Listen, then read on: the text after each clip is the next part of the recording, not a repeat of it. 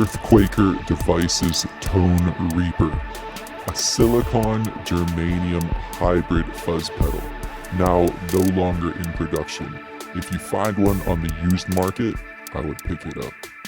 Does everything from light crunch to all-out fuzz mayhem, and you'll find the tone knob, which is conveniently hidden on the pedal, is quite flexible. Today, I'll be using my Strymon Iridium on a deluxe Fender reverb setting and a Fender Thurston Jazzmaster with 11 gauge strings. Enjoy.